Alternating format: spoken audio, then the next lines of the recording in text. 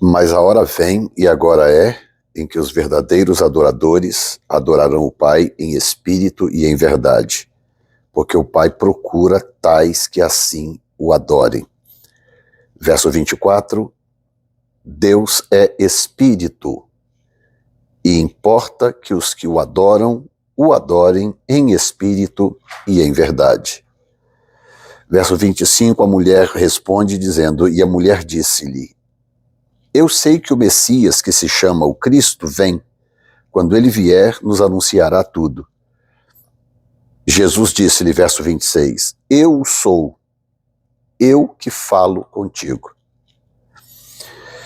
E nisso vieram os seus discípulos e maravilharam-se de que estivesse falando com uma mulher, todavia nenhum lhe disse, que perguntas? Ou por que falas com ela? Deixou, pois, a mulher o seu cântaro e foi à cidade e disse àqueles homens, vinde ver de um homem que me disse tudo quanto tenho feito. Porventura não é este o Cristo? Saíram, pois, da cidade e foram ter com ele. Bom, no versículo 30 encerra essa parte da interação de Jesus com a mulher samaritana. Eles voltam depois e tal, tem o desdobramento do que acontece em seguida, mas eu quero encerrar esse comentário sobre a parte de Jesus com a mulher samaritana nesses últimos versículos que eu li. O primeiro é quando Jesus fala no verso 24, quando ele reitera para a mulher que Deus é espírito e importa que os seus adoradores o adorem em espírito e em verdade. Então, primeiro no versículo 23, ele diz algo semelhante, mas não é a mesma coisa. Ele diz assim, mas a hora vem e agora é em que os verdadeiros adoradores adorarão ao Pai em espírito e em verdade, porque o Pai procura tais que assim o adorem. No verso 23, ele não menciona, por exemplo, parte da natureza de Deus, né? Que é espírito, Deus é espírito. Então nós temos duas palavras espírito aqui, que no grego elas são semelhantes, porque é a palavra pneuma, mas na verdade elas são diferentes, porque uma se refere ao Espírito de Deus e a outra se refere ao espírito humano, né? Quando ele diz, deixa eu abrir rapidamente aqui o original, quando ele diz no verso 24, Deus é espírito, ele está dizendo exatamente que Deus é pneuma. E quando ele diz que importa que os adoradores o adorem em espírito e em verdade, ele está usando também a expressão pneuma. Então, por que elas são diferentes na tradução? Porque um pneuma é o Espírito Santo, o outro pneuma é o espírito humano. Então, no verso 23, ele fala da adoração em espírito. Esse em espírito não é o Espírito Santo, é a adoração em espírito, o meu espírito adorar. Não é apenas adoração com movimentos, com expressão corporal, com a minha voz, com a minha afinação, ou seja, desafinação, ou seja lá o que for. Não é apenas um grupo de louvor organizado, que ensaiou bem ensaiado e canta tudo bonitinho, tudo certinho. Tem incontáveis igrejas aqui nos Estados Unidos, por exemplo, igrejas grandes, poderosas, ricas, com equipamento de altíssima geração, sabe, coisas de caríssimas e tal, e quando a gente ouve aqueles grupos tocar e cantar, parece que você está ouvindo coisa, assim, de primeiríssima, como se fosse um show da Broadway ou coisa assim, de tanta qualidade. Nem por isso significa que Deus está sendo adorado, porque Jesus coloca aqui algo que é imprescindível, que é antes do talento, antes da habilidade musical, antes da expressão corporal, da expressão física, antes dos grupos de louvor ou qualquer outra coisa que a gente possa entender como parte do processo de adoração. Ou seja, Jesus está falando algo que é fora da curva para aquela mulher e para todos nós. Ele está dizendo que todo o restante é secundário. Se eu não conseguir adorar a Deus no meu espírito, todo o restante será secundário. Se eu toco bem, e eu sou músico, né, eu toco alguns instrumentos, eu sei o quanto custa você estudar, estudar, praticar, praticar, para você tocar bem um instrumento. É muito trabalhoso. Quem estiver me ouvindo aí, que também for músico profissional, sabe do que eu estou falando.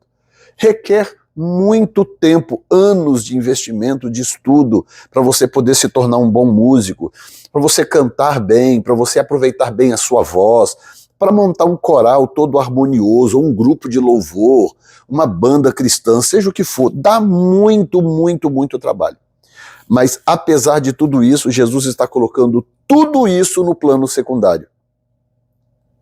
Ele está dizendo que a hora vem e agora é em que os verdadeiros adoradores adorarão ao Pai em espírito e em verdade. Ou seja, a adoração tem que ser lá de dentro, a adoração tem que nascer no espiritual e ela tem que ser verdadeira. E esse em verdade, eu fiz um apanhado ontem um pouquinho, esse em verdade significa tanto no sentido de eu fazer a coisa como verdade, mas também significa no sentido de adorar ao Pai a partir da verdade que ele é, daquilo que ele realmente é. A prova disso é que ele fala no versículo 4, ele fala sobre a natureza de Deus. Mas antes de encerrar no versículo 4, eu quero mostrar isso aqui, porque Jesus termina o versículo 23 dizendo, porque o Pai procura tais que assim o adorem. Ouça isso, duas coisas aqui. Número 1, só se procura aquilo que é raro. Você não procura algo que está toda hora ali diante de você, está espalhado pela sala, você só procura aquilo que ou está perdido, ou aquilo que é tão raro a ponto de que não está tão óbvio. Não é verdade? Então, o texto está dizendo, o Pai procura esse tipo de adorador. Se o Pai procura é porque não é comum. Porque se fosse comum, o Pai não precisava procurar. Bastava dizer, tá aí, ó, adorem em espírito e em verdade. Mas não, o Pai tem que procurar porque não é algo comum. O que prova que o que Jesus está dizendo é realmente muito sério, quando ele põe todo o restante no plano secundário. Hoje em dia, a mentalidade cristã, pelo menos em grande proporção, claro, não dá para generalizar, nunca é sábio generalizar o que quer que seja, mas em grande proporção, como é que a gente enxerga hoje louvor e adoração?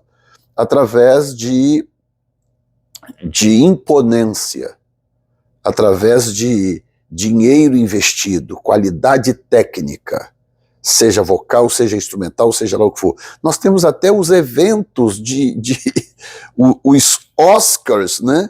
Os eventos de premiação para adoradores.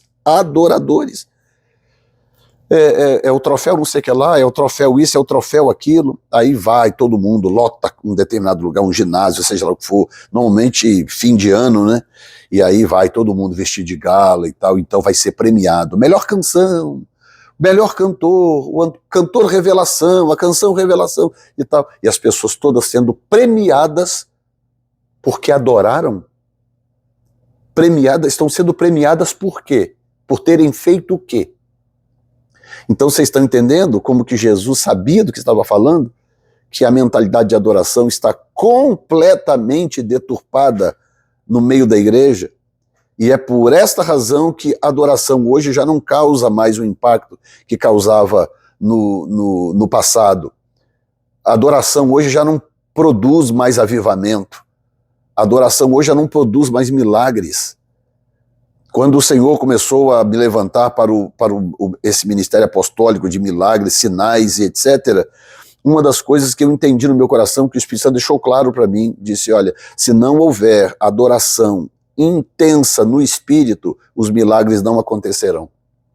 É por isso que hoje, nos eventos, por exemplo, Encontro dos Sedentos, e até no Projeto Obadias, onde nós nem oraríamos por milagres, o que acontece? Deus curou dezenas de pessoas. Então, todas as vezes que a gente faz um evento, dezenas de pessoas são curadas, ou pelo menos algumas unidades de pessoas são curadas, e muitas delas são curadas sem que eu vá lá orar por ela, ou um dos obreiros que me acompanham, o apóstolo William, o apóstolo Moisés, o pastor Valmir, ou seja lá quem for, e às vezes a gente nem vai e põe as mãos em ninguém, a cura acontece só porque a gente consegue provocar um ambiente de adoração que seja em espírito e que seja em verdade.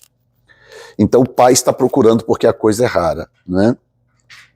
E, em segundo lugar, ele diz no verso 24, Deus é espírito, e importa que os seus adoradores o adorem em espírito. Então ele explica por que a adoração tem que ser em espírito, não pode ser só, sabe? Por que nós nos encantamos com o que é belo, com o que é bem feito? Porque nós, além de espírito, também somos físico. Então a gente vê um bom instrumento, vai comprar um instrumento, a gente quer sempre os mais caros, porque são os melhores. Porque nós também valorizamos aquilo que é físico, aquilo que... Olha, Deus está acima de tudo isso. E Jesus disse, olha, Deus é espírito. Então não adianta você fazer tudo belezinha, tudo perfeito no físico, se no espírito a coisa não estiver acontecendo de forma que desencadeie a manifestação da glória de Deus. E eu nunca canso de dizer, Deus é luz. Se ele é luz, então ele opera por frequência. E se ele opera por frequência, eu preciso de sensibilidade para identificar essa frequência.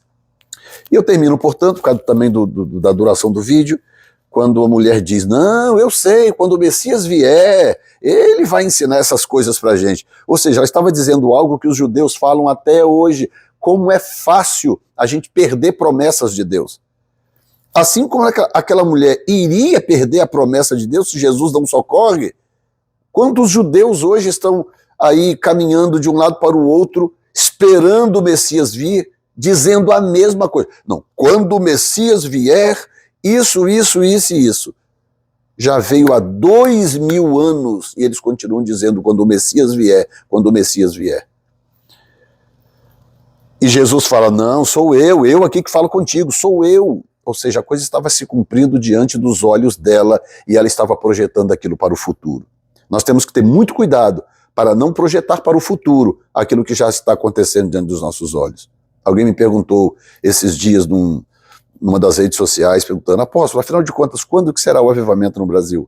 Eu falei, meu querido, já está acontecendo, já tem tempo. Ainda não é nacional, mas já está acontecendo, já tem tempo.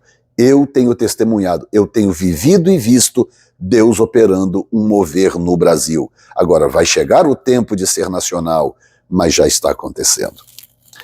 Então que Deus nos ajude a compreender essas coisas e nos manter conectados ao fluir do Espírito, como ele se comunica e de que forma que ele quer que venhamos a reagir.